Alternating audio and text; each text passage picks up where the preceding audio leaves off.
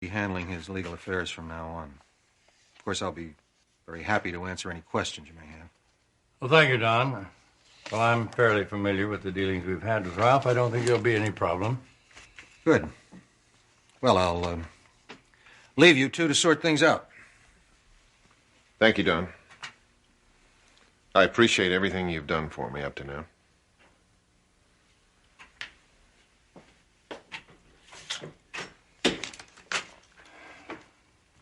Well, Ralph, sit down. Sit down. I hope you don't mind suddenly having another new client dumped on you like this. Oh, no problem. I haven't had a chance to tell you how sorry I am to hear that you and Mary broke off your engagement. Thank you, Chris. Hasn't been an easy time for either one of us. I'm sure it hasn't. I don't have to tell you how fond I am of Mary. But these things happen. I guess it's better that it happened before the marriage than after. Yeah. I'm sure it'll all work out for the best. Are you going to feel uncomfortable coming here to the office? No, I don't think so. Mary and I both realize that we're going to have to get used to running into each other. Excuse me. Yeah. Oh, well, send her right in. Nancy's here. Would you like me to leave? No. I'm sure you just came in to say hello. Well, hello, Chris, dear, I'm sorry I didn't know Ralph was here. Hi, Nancy. I hope I haven't interrupted anything important.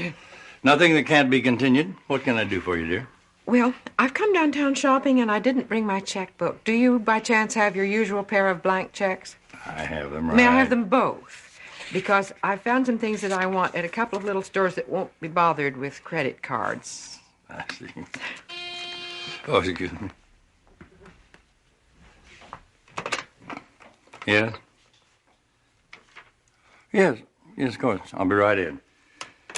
I have to go into Jack Luther's office. They want me to witness the signature. I'll be right back.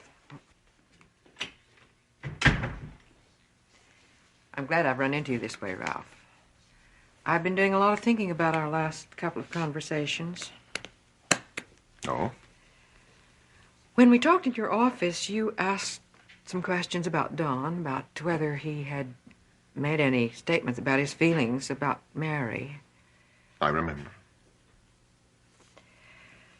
I know, Ralph, why you're doing what you're doing. Nancy, I know Don feels that you haven't treated Mary very well, breaking off the engagement the way you did. No. But you're doing it because you think Mary and Don really care for each other. Nancy, please, keep this to yourself, please. You said to me, sometimes we have to take desperate measures to keep someone we love from making a terrible mistake. I knew there had to be another reason besides the one you gave Mary. I know Don and Mary are in love with each other. I wanted Mary to be free. But I didn't want her to feel guilty. And that's why I didn't tell her my real reasons. You must love her very much. I do. But Nancy, I mean it, please, do not mention anything about any of this to anyone. Certainly not to Mary or Don. Well, I can understand why you wouldn't want Mary to know, but if you told Don... No. But if you told him, he wouldn't be so angry with you, Ralph. Maybe he wouldn't. But he might consider that he had contributed to the problem. And I don't want either one of them to feel any guilt. It's better that Don feels I am simply not worthy of Mary. Well, I know you're right about the way they feel about each other. There's no doubt at all in my mind. What you're doing is a remarkably unselfish thing, Ralph. I do admire you for it. I want Mary to be happy.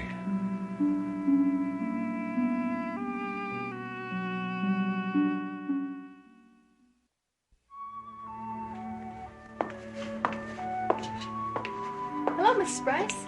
Good morning, Barbara. Isn't this a lovely fall day? You're looking very lovely yourself. that a new dress? Not new. I just haven't felt like wearing it before. And a new hairdo?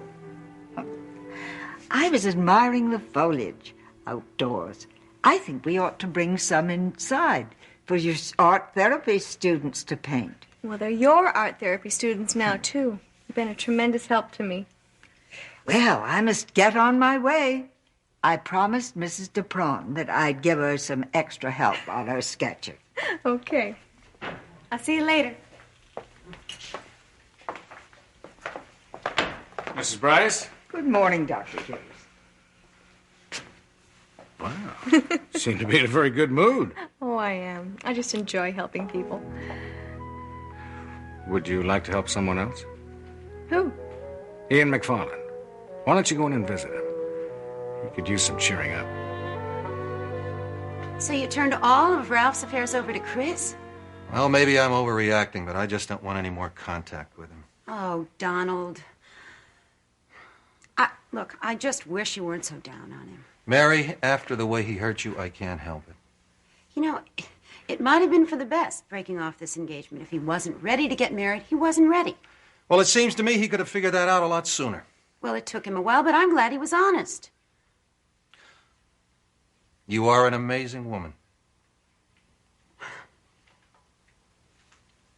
Well, I was honest, too, from the very beginning. I told him I didn't love him. You know, that's what gets me. Knowing that, why did he propose?